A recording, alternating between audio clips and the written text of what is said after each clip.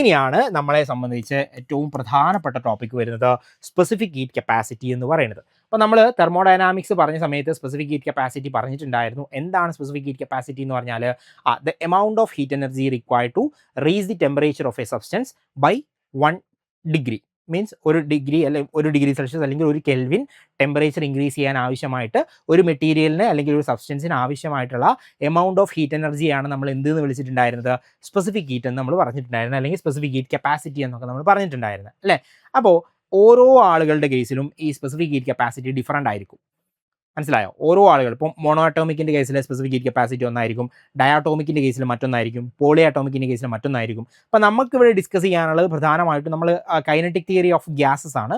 ഗ്യാസിനെ കുറിച്ചാണ് നമുക്ക് പ്രധാനമായിട്ടും ഇവിടെ ഡിസ്കസ് ചെയ്യാനുള്ള കാര്യം എന്ന് പറയുന്നത്. ബട്ട് അഡീഷണൽ ആയിട്ട് നമ്മൾ 2 കാര്യങ്ങൾ പറയുന്നുണ്ട്. വാട്ടറിൻ്റെയും ഒരു സോളിഡിൻ്റെ കേസും നമ്മൾ പറയുന്നുണ്ട് ഫോർ എക്സാമിന് വേണ്ടിയിട്ട് നമ്മൾ അഡീഷണൽ ആയിട്ട് 2 ആളുകൾ കൂടി പറയുന്നുള്ളൂ കേട്ടോ.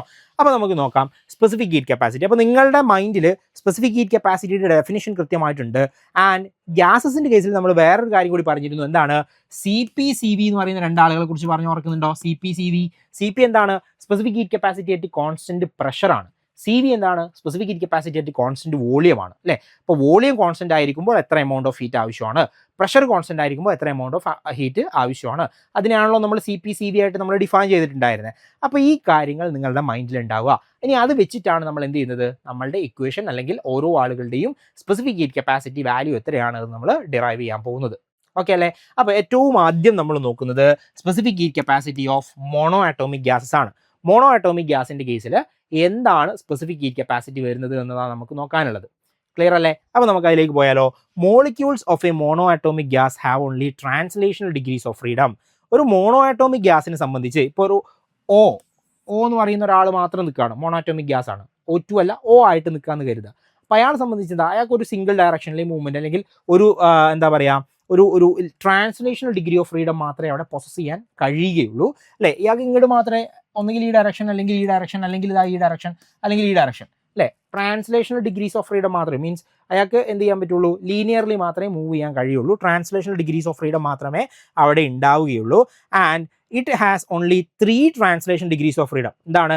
എക്സ്, വൈ, സെഡ് ആക്സിസ് നമുക്ക് വരയ്ക്കാമല്ലോ അല്ലേ. സെഡ് ഉണ്ടെങ്കിൽ സെഡ് നമുക്ക് വരയ്ക്കാം. അപ്പോൾ പിന്നെ 3 ഡയമെൻഷൻ നമ്മൾ കൺസിഡർ ചെയ്യുകയാണെങ്കിൽ മീൻസ് ഇങ്ങനെ പോവാം, മുകളിലേക്ക് പോവാം, സൈഡിലേക്ക് അല്ലേ, എക്സ്, വൈ, സെഡ് എന്നുള്ള രീതിയിൽ 3 ട്രാൻസ്ലേഷണൽ ഡിഗ്രീസ് ഓഫ് ഫ്രീഡം അവിടെ പോസിബിൾ ആണല്ലോ.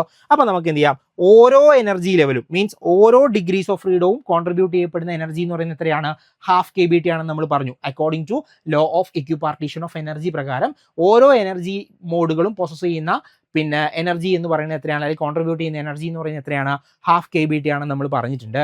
ഇവിടെ എത്ര ഡിഗ്രീസ് ഓഫ് ഫ്രീഡം ഉണ്ട്, 3 ഡിഗ്രീസ് ഓഫ് ഫ്രീഡം ഉണ്ട്. അപ്പോൾ ടോട്ടൽ എനർജി എന്ന് പറയുന്നത് എത്രയായിരിക്കും, 3 × ½ kBT ആയിരിക്കും. മനസ്സിലാവുന്നുണ്ടോ? So that it has only 3 translation degrees of freedom. So average energy എന്ന് പറയുന്നത് എത്രയായിരിക്കും, 3 × എത്ര ഡിഗ്രീസ് ഓഫ് ഫ്രീഡം ഉണ്ടോ ആ number × ½ kBT which is equal to 3/2 kBT എന്ന് പറയാം. 3/2 kBT എന്ന് പറയാൻ പറ്റും. So total energy or total internal energy of a molecule എന്ന് പറയുന്നത് എത്രയായിരിക്കും, ഇതിപ്പോൾ ഒരു മോളിക്യൂളിൻ്റെ കേസ് അല്ലേ പറഞ്ഞേ, അവിടെ n നമ്പർ ഓഫ് അല്ലെങ്കിൽ അവോഗാഡ്രോ നമ്പർ ഓഫ് മോളിക്യൂൾസ് ഉണ്ടെങ്കിൽ അവിടെ പ്രോസസ് ചെയ്യുന്ന ടോട്ടൽ എനർജിയാണ് നമ്മൾ ഇന്റേണൽ എനർജി എന്ന് വിളിച്ചിട്ടുണ്ടായിരുന്നത് അല്ലേ. നിങ്ങൾക്ക് ഇന്റേണൽ എനർജിയുടെ ഡെഫിനിഷൻ നമ്മൾ ഫസ്റ്റ് ലോ പറഞ്ഞപ്പോൾ അതിന് മുന്നേ നമ്മൾ പറഞ്ഞിട്ടുണ്ട്, ടോട്ടൽ എനർജി കോൺട്രിബ്യൂഷൻ ആണ് ഇന്റേണൽ എനർജി എന്ന് പറയുന്നത്. അപ്പോൾ ഒരാൾ കോൺട്രിബ്യൂട്ട് ചെയ്യുന്ന ആവറേജ് എനർജി എത്രയാണ്, 3/2 kBT ആണ്. So total number of molecules വെച്ച് അതിനെ മൾട്ടിപ്ലൈ ചെയ്ത് കഴിഞ്ഞാൽ നമുക്ക് എന്ത് കിട്ടും, ഇന്റേണൽ എനർജി കിട്ടും. ഇന്റേണൽ എനർജി എത്രയാണ്, 3/2 kBT ഒരാൾ കോൺട്രിബ്യൂട്ട് ചെയ്യുന്നത് ഇൻറ്റു അവോഗാഡ്രോ നമ്പർ എന്നെ വെച്ച് മൾട്ടിപ്ലൈ ചെയ്ത് കഴിഞ്ഞാൽ നമുക്ക് എന്ത് കിട്ടും, total internal energy of a mole of such a gas. ഒരു മോളിൽ എത്രത്തോളം ഇന്റേണൽ എനർജി ഉണ്ട്, അല്ലെങ്കിൽ ഒരു മോൾ ഗ്യാസ് പ്രോസസ് ചെയ്യുന്ന ഇന്റേണൽ എനർജി എത്രയാണ് എന്ന് നമുക്ക് കാൽക്കുലേറ്റ് ചെയ്യാൻ പറ്റും. എങ്ങനെ, 3/2 kBT ഓരോ ആളുകളും അല്ലെങ്കിൽ ഒരു മോളിക്യൂൾ പ്രോസസ് ചെയ്യുന്ന എനർജി ഇൻറ്റു അവോഗാഡ്രോ നമ്പർ എന്നെ വെച്ച് മൾട്ടിപ്ലൈ ചെയ്താൽ മതി. അപ്പോൾ നമുക്ക് എന്ത് കിട്ടും, 3/2 kBT NA എന്ന് കിട്ടും. ഇതെന്താണ്, ഇന്റേണൽ എനർജിയാണ്. ഇതിനെ നമുക്ക് ഇങ്ങനെ എഴുതാം, U എന്ന് വിളിക്കാമല്ലോ, ഇന്റേണൽ എനർജി എന്ന് നമുക്കതിനെ വിളിക്കാവുന്നതാണ്. So KB × NA. Okay, KB × NA എന്ന് പറയുന്ന ആളെ നമുക്ക് എന്താ എഴുതാം, R യൂണിവേഴ്സൽ ഗ്യാസ് കോൺസ്റ്റന്റ് എന്ന് എഴുതാൻ പറ്റും. അപ്പോൾ നിങ്ങളുടെ ഇപ്പോഴത്തെ ഇക്വേഷൻ നമുക്ക് എന്താ കിട്ടിയത്, 3/2 kBT NA ഇതല്ലേ നമുക്ക് കിട്ടിയത്. ദെൻ ഈ ഒരു ഇക്വേഷനിലെ ഈ ഒരു ഇക്വേഷനിൽ നിന്നാണ് നമ്മൾ നേരത്തെ പി വി ഈക്വൾ ടു NRTനെ KBT ആയിട്ട് നമ്മൾ ഇക്വേറ്റ് ചെയ്തില്ലേ, NKBT എന്ന് പറഞ്ഞിട്ട്, അത് ഈ ഒരു സബ്സ്റ്റിറ്റ്യൂഷൻ വഴിയാണ് നമ്മൾ ചെയ്യുന്നത് കേട്ടോ. So KB into NA equal to R എന്നാണ് നമ്മൾ പറയുന്നത്. സോ അപ്പോൾ 3/2 KBT NA എന്ന് പറയുന്ന ആളെ എനിക്ക് എങ്ങനെ എഴുതാൻ പറ്റും? 3/2 KB-യും NAയും കൂടി R ആണ്, T അവിടെയുണ്ട്, 3/2 RT എന്ന് പറയാലോ, 3/2 RT എന്ന് എനിക്ക് പറയാൻ പറ്റും. സോ ആ 3/2 RT എന്താണ്?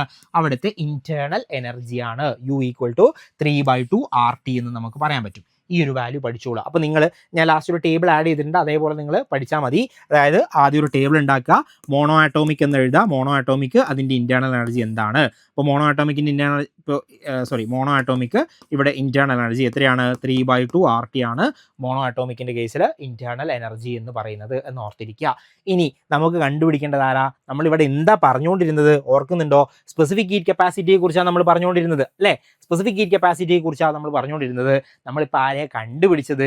യു ആണ്, ഇന്റേണൽ എനർജിയെ കണ്ടുപിടിച്ചത്. നമുക്ക് ആരെ വേണം? സ്പെസിഫിക് ഹീറ്റ് കപ്പാസിറ്റിയാണ് നമുക്ക് വേണ്ടത് അല്ലേ? സ്പെസിഫിക് ഹീറ്റ് കപ്പാസിറ്റിയാണ് നമുക്ക് വേണ്ടത്. അതെങ്ങനെ കണ്ടുപിടിക്കാൻ പറ്റും? Specific heat capacity at constant volume എന്ന് പറയുന്നത്, CV എന്ന് പറയുന്നത് നമ്മൾ മുന്നേ എഴുതിയിട്ടുണ്ട്, du/dt ആണ്. നമ്മൾ ആ ഡെറിവേഷൻ നേരത്തെ CV CP ഒക്കെ പറഞ്ഞ സമയത്ത് നമ്മൾ എഴുതിയിട്ടുണ്ട്. du/dt ആണ് എന്തെന്ന് പറയുന്നത്? നമ്മളുടെ CV എന്ന് പറയുന്നത്, specific heat capacity at constant volume എന്ന് പറയുന്നത്, ഇന്റേണൽ എനർജിയെ വിത്ത് റെസ്പെക്ട് ടു ടെമ്പറേച്ചർ നമുക്ക് ഡിഫറൻഷിയേറ്റ് ചെയ്താൽ എന്താണോ കിട്ടുന്നത് അതാണ് അവിടുത്തെ specific heat capacity at constant volume എന്ന് പറയുന്നത്. അപ്പോൾ നമുക്ക് U അറിയാലോ. U അറിയാമെങ്കിൽ സ്വാഭാവികമായിട്ടും നമുക്ക് ആരെ കണ്ടുപിടിക്കാം? CV കാൽക്കുലേറ്റ് ചെയ്യാവുന്നതാണ്. എങ്ങനെയാണ് CV കാൽക്കുലേറ്റ് ചെയ്യുക? CV ഈക്വൽ ടു du/dt ആണ് നമ്മളുടെ ഇക്വേഷൻ അല്ലെ? du/dt ആണ്. D എന്താണ്? d/dt ഓഫ് U എന്താണ്? 3/2 RT ആണ് അല്ലെ? 3/2 RT ആണ്. So with respect to temperature ആണ് നമുക്ക് ഡിഫറൻഷിയേറ്റ് ചെയ്യേണ്ടത്. ടെമ്പറേച്ചറിന്റെ ടേം അവിടെ ഉണ്ട്. അപ്പോൾ എന്താ കിട്ടുക? ബാക്കി 3/2 R എന്ന് കിട്ടും. 3/2 R. ആ 3/2 R എന്താണ്? നമ്മളുടെ CV ആണ്, specific heat capacity at constant volume ആണ് നമുക്കിപ്പോൾ കിട്ടിയത്. CV എത്രയാണ്? 3/2 R. ഓക്കെ. അപ്പോൾ ഞാൻ നേരത്തെ പറഞ്ഞ ടേബിൾ ഉണ്ടല്ലോ, ടേബിളിൽ ആദ്യം സൈഡിൽ എഴുതുക മോണോ ആറ്റോമിക് ഗ്യാസ്, മുകളിൽ എന്താ? U, ഇന്റേണൽ എനർജി എത്രയാണ്? 3/2 RT. അടുത്തൊരു കോളം എന്താണ്? CVയുടെ വാല്യൂ എത്രയാണ്? അത് 3/2 R ആണ്. CV കിട്ടിക്കഴിഞ്ഞാൽ CP കണ്ടുപിടിച്ചൂടെ നമുക്ക്? എങ്ങനെയാ CP കണ്ടുപിടിക്കുക? നമ്മൾ തെർമോഡൈനാമിക്സിൽ വളരെ പ്രധാനപ്പെട്ട ഒരു ലോ പഠിച്ചിട്ടുണ്ടായിരുന്നു, ഓർക്കുന്നുണ്ടോ? ആ ലോയുടെ പേര്, അല്ലെങ്കിൽ ഒരു ഇക്വേഷൻ പഠിച്ചിട്ടുണ്ടായിരുന്നു, അതിന്റെ പേര് മേയേഴ്സ് റിലേഷൻ എന്നാണ് നമ്മൾ പഠിച്ചിട്ടുണ്ടായിരുന്നത്. മേയേഴ്സ് റിലേഷൻ എന്താണ്? മേയേഴ്സ് റിലേഷൻ എന്ന് പറഞ്ഞു കഴിഞ്ഞാൽ അറിയാലോ. എന്താണ്? CP - CV equal to R എന്നുള്ളതാണ് നമ്മളുടെ മേയേഴ്സ് റിലേഷൻ. ഓർക്കുന്നുണ്ട്. അങ്ങനെയാണെങ്കിൽ നോക്കി, CP കണ്ടുപിടിച്ചൂടെ? CV അറിയാമെങ്കിൽ എങ്ങനെയാ? CP ഈക്വൽ ടു എന്താ പറയാ? CP equal to R + CV എന്നല്ലേ പറയുന്നത്? ആണ്. So CP equal to R എന്താണ്? R ആയിട്ട് തന്നെ എഴുതാ. CV എന്താണ്? 3/2 R ആണ് അല്ലേ? അപ്പൊ R + 3/2 R എത്ര കിട്ടുക നമുക്ക്? 5/2 R ആണ് എന്തെന്ന് പറയുന്നത്? നമ്മുടെ CP എന്ന് പറയുന്നത് 5/2 R. അപ്പൊ നോക്കി, CV കിട്ടി. CV എത്രയാണ്? 3/2 R ആണ്. അങ്ങനെയാണെങ്കിൽ U എത്രയാണെന്ന് അറിയാം? 3/2 RT ആണ് U എന്ന് പറയുന്നത്.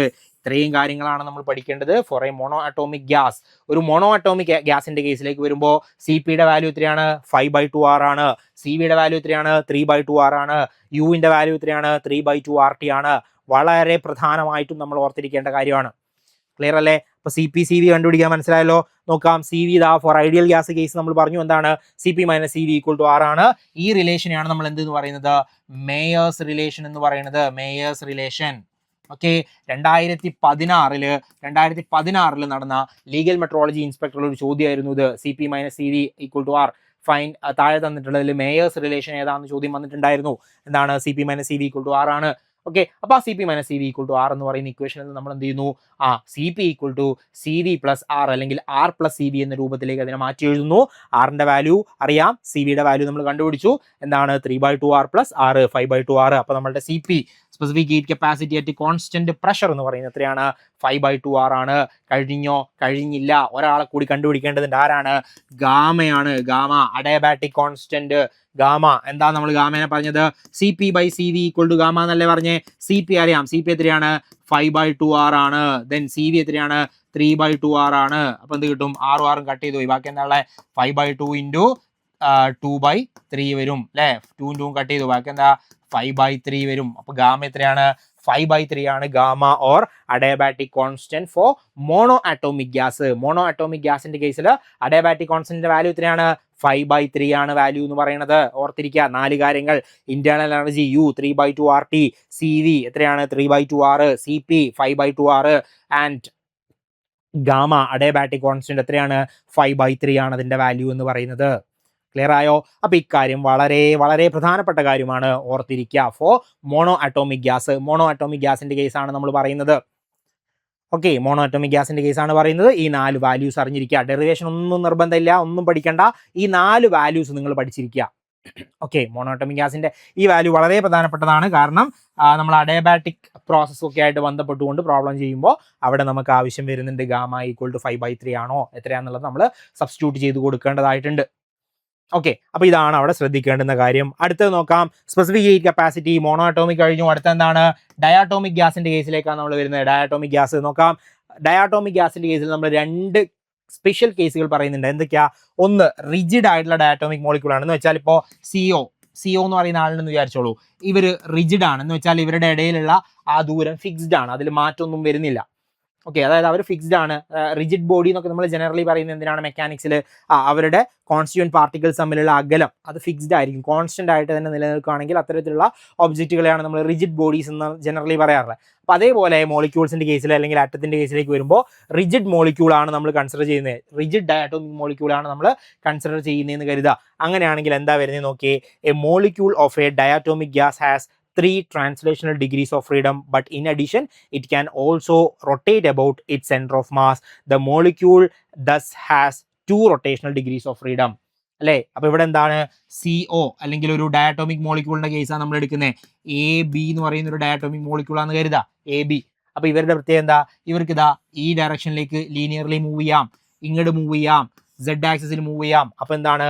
3 ട്രാൻസ്ലേഷണൽ ഡിഗ്രീസ് ഓഫ് ഫ്രീഡം ഉണ്ട് അല്ലേ? 3 ട്രാൻസ്ലേഷണൽ ഡിഗ്രീസ് ഓഫ് ഫ്രീഡം ഉണ്ട്.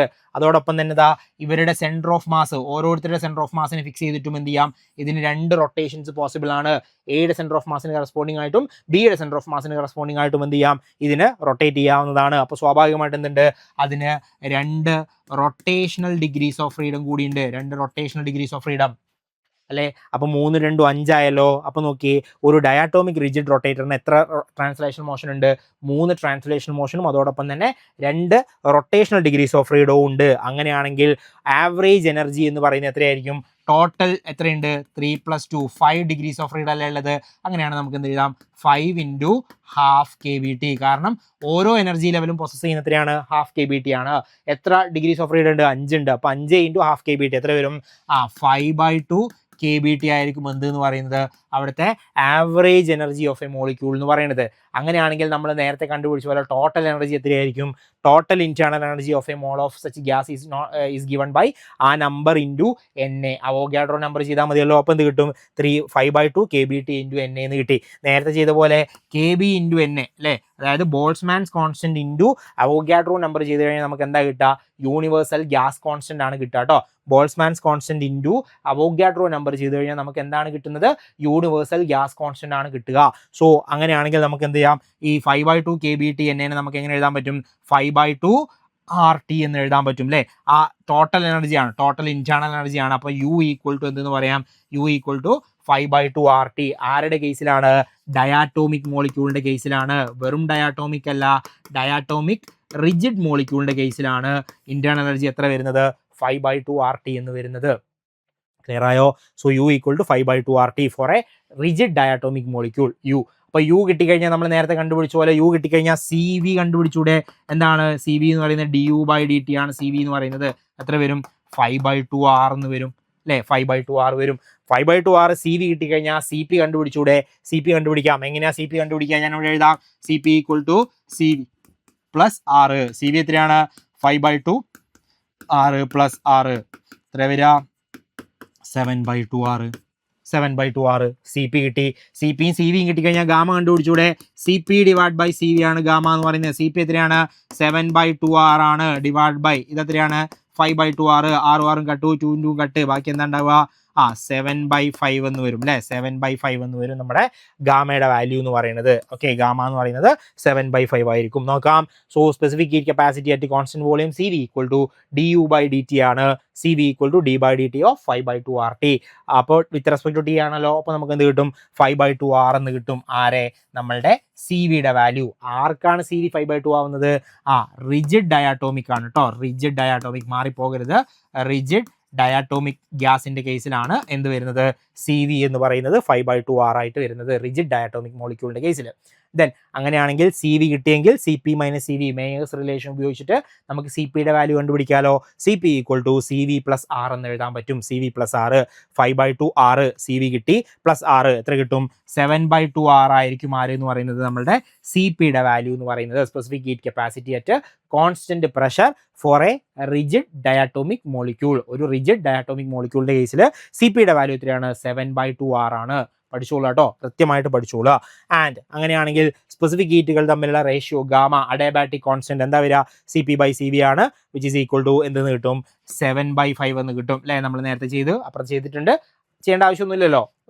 CPയുടെ വാല്യൂ കൊടുക്കുക, CVയുടെ വാല്യൂ കൊടുക്കുക, ഡിവൈഡ് ചെയ്യുക. അപ്പോൾ നമുക്ക് എന്താ ബാക്കി കിട്ടുക? ഗാമ ഈക്വൽ ടു 7/5 എന്ന രൂപത്തിലേക്ക് നമ്മളുടെ ആൻസറിലേക്ക് എത്താൻ പറ്റും. 7/5. അപ്പോൾ അഡയാബാറ്റിക് കോൺസ്റ്റന്റ് എത്രയാണ് വരുന്നത്? Adiabatic constant gamma equal to 7/5 ആണ് നമ്മുടെ വാല്യൂ. ആർക്കാണ് 7/5 വരുന്നത്? ഒരു റിജിഡ് ഡയാറ്റോമിക് മോളിക്യൂളിന്റെ കേസിലാണ് കേട്ടോ. റിജിഡ് ഡയാറ്റോമിക് മോളിക്യൂൾ ആണെങ്കിൽ ഗാമയുടെ വാല്യൂ എത്രയായിരിക്കും? 7/5 ആയിരിക്കും. ഈ വാല്യൂ എവിടെയാണ് നമുക്ക് ആവശ്യം വരിക? ന്യൂമറിക്കൽസ് ചെയ്യുമ്പോൾ. ആരുടെ കേസിൽ? നമ്മളുടെ തെർമോഡൈനാമിക് പ്രോസസ്സിന്റെ വർക്ക് ഡൺ ഒക്കെ കാൽക്കുലേറ്റ് ചെയ്യുമ്പോൾ ഗാമ -1 ഒക്കെ ഉണ്ട് അഡയാബാറ്റിക് പ്രോസസ്സിൽ. ആ ഗാമ എന്ന് പറയുന്നത് അവിടുത്തെ ഗ്യാസ് ഏതാണെന്ന് സ്പെസിഫൈ ചെയ്തിട്ടുണ്ടാവും. അതിന് കറസ്പോണ്ടിങ് ആയിട്ട് നമ്മൾ ആ വാല്യൂ സബ്സ്റ്റിറ്റ്യൂട്ട് ചെയ്യേണ്ടതായിട്ട് വരും. സോ ഗാമ ഈക്വൽ ടു 7/5 ആണ്. ഓക്കെ അല്ലേ? ഓക്കെ. അപ്പോൾ റിജിഡ് കഴിഞ്ഞു. ഇനി നമുക്ക് അടുത്ത് നോക്കാനുണ്ടാവുക നോൺ റിജിഡ് ഡയാറ്റോമിക് മോളിക്യൂൾ ആണ്. നോൺ റിജിഡ് ആയിട്ടുള്ള ഡയാറ്റോമിക് മോളിക്യൂളിന്റെ കേസ് ആണ് കേട്ടോ നമുക്ക് ഇനി നോക്കാനുള്ള നോൺ റിജിഡ്. അപ്പോൾ നോൺ റിജിഡിന്റെ പ്രത്യേകത എന്ന് പറയുന്നത് നമ്മൾ നേരത്തെ പറഞ്ഞ പോലെ എന്തുണ്ട്? ട്രാൻസ്ലേഷനും ഉണ്ട്, റൊട്ടേഷനും ഉണ്ട്. അതോടൊപ്പം തന്നെ ഈ ഒരു സാധനം എയും ബിയും അല്ലേ, ഇവർ തമ്മിലുള്ള ഈ ലെങ്ത് ഫിക്സ്ഡ് അല്ല. അപ്പോൾ സ്വാഭാവികമായിട്ട് ഇത് ഇങ്ങോട്ട് മൂവ് ചെയ്യാം, ഇത് ഇങ്ങോട്ട് മൂവ് ചെയ്യാം. അപ്പോൾ എന്തുണ്ട്? വൈബ്രേഷണൽ ഡിഗ്രീസ് ഓഫ് ഫ്രീഡം കൂടി അവിടെ കടന്നു വരും. മനസ്സിലാവുന്നുണ്ടോ? റൊട്ടേഷൻ, ട്രാൻസ്ലേഷന് പുറമെ നോൺ റിജിഡിന്റെ കേസിലേക്ക് വരുമ്പോൾ എന്താണ്? വൈബ്രേഷണൽ ഡിഗ്രീസ് ഓഫ് ഫ്രീഡം കൂടി കടന്നു വരികയാണ്. അപ്പോൾ നോക്കിയേ, A non rigid diatomic molecule has 3 translational, 2 rotational and 1 vibrational degrees of freedom അല്ലേ. ഈ ഒരു മൂവ്മെന്റ് ഒരു വൈബ്രേഷണൽ ഡിഗ്രീസ് ഓഫ് ഫ്രീഡം ഉണ്ട്, റൊട്ടേഷൻ ഉണ്ട് ആൻഡ് ട്രാൻസ്ലേഷൻ ഉണ്ട്. ഓക്കെ, അങ്ങനെയാണെങ്കിൽ ട്രാൻസ്ലേഷണൽ മോഷൻ കോൺട്രിബ്യൂട്ട് ചെയ്യുന്നതും അതോടൊപ്പം തന്നെ റൊട്ടേഷൻ ലെവൽ കോൺട്രിബ്യൂട്ട് ചെയ്യുന്നതും എത്രയായിരിക്കും? 1/2 kBt ആയിരിക്കും. പക്ഷേ വൈബ്രേഷനിൽ എത്രയായിരുന്നു? kBt ആണ്. നമ്മൾ ആദ്യം പറഞ്ഞിരുന്നു എന്തുകൊണ്ടാണ് വൈബ്രേഷനിൽ kBt ആവുന്നത്? അവിടെ പൊട്ടൻഷ്യൽ എനർജി ഉണ്ട്, അല്ലെങ്കിൽ പൊട്ടൻഷ്യൽ എനർജി മോഡും ഉണ്ട്, കൈനറ്റിക് എനർജി മോഡും ഉണ്ട്. സോ ദാറ്റ് ഓരോ എനർജി ലെവലുകളും 1/2 kBt ആണ്. അപ്പോൾ 2 × 1/2 kBt എത്ര വരിക? kBt എന്ന് വരും അല്ലേ. അപ്പോൾ വൈബ്രേഷണൽ എനർജി ലെവൽ പ്രോസസ് ചെയ്യുന്ന എനർജി എത്രയായിരിക്കും? അത് kBt ആയിരിക്കും. റൊട്ടേഷനും അതുപോലെ തന്നെ നമ്മളുടെ ട്രാൻസ്ലേഷൻ പ്രോസസ് ചെയ്യുന്ന എത്രയായിരിക്കും? 1/2 kBt ആയിരിക്കും ഓരോ ലെവലുകളും. ഓക്കെ, അപ്പോൾ മുകളിൽ എത്രയാണ്? 3 + 2 5 ഉണ്ട് അല്ലേ. 3 ട്രാൻസ്ലേഷൻ, 2 റൊട്ടേഷൻ, പിന്നെ എന്തുണ്ട്? അതിൻ്റെ കൂടെ ഒരു kBt കൂടി നമ്മൾ ആഡ് ചെയ്യണം. അതായത് ഇവിടെ 3/2 kBt plus 2 × 1/2 kBt plus kBt ആയിരിക്കും നമ്മുടെ ടോട്ടൽ എനർജി എന്ന് പറയുന്നത്. നോക്കി ആവറേജ് എനർജി അല്ലേ. Average energy of a molecule എന്ന് പറയുന്നത് 3 + 2, അതായത് 3 ട്രാൻസ്ലേഷൻ, 2 റൊട്ടേഷൻ. അപ്പോൾ എത്രയായി? 5 എനർജി ലെവലുകളായി. അപ്പോൾ 5 × 1/2 kBt ടോട്ടൽ അല്ലേ. ഇവരുടെ കോൺട്രിബ്യൂഷൻ എന്ന് പറയുന്നത് എത്ര വരും? 5 × 1/2 kBt വരും. പ്ലസ് ഇയാളുടെ എത്രയാണ്? വൈബ്രേഷൻ്റെ kBt ആണ് അല്ലേ. 5 × മീൻസ് 5/2 kBt പ്ലസ് kBt. അപ്പോൾ 2.5 + 1 3.5. അപ്പോൾ 7/2 kBt ആയിരിക്കും എന്തെന്ന് പറയുന്നത്? നമ്മളുടെ ടോട്ടൽ എനർജി കോൺട്രിബ്യൂഷൻ എന്ന് പറയുന്നത്. അവിടുത്തെ ടോട്ടൽ എനർജി എന്ന് പറയുന്നത് നമ്മളുടെ മോളിക്യൂളിൻ്റെ കേസിലേക്ക് വരുമ്പോൾ നോൺ റിജിഡ് ആകുമ്പോൾ എത്രയാണ്? 7/2 kBt ആണ്. ദെൻ നമ്മൾ നേരത്തെ ചെയ്ത പോലെ ടോട്ടൽ എനർജി എത്രയായിരിക്കും? അപ്പോൾ 7/2 kBt × അവോഗാഡ്രോ നമ്പറാണ് Na ചെയ്യുക. ദെൻ kBNA നമ്മൾ 6 ആയിട്ട് സബ്സ്റ്റിറ്റ്യൂട്ട് ചെയ്യുക. അപ്പോൾ നമുക്ക് ഇന്റേണൽ എനർജി എത്രയാണ് കിട്ടുക? സോ ഇന്റേണൽ എനർജി എന്ന് പറയുന്നത് എത്ര വരും?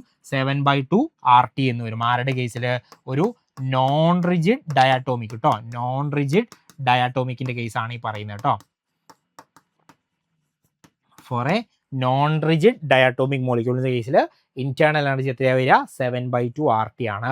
അങ്ങനെയാണെങ്കിൽ ഇവിടുത്തെ CV എത്രയാണ് വരുന്നത്?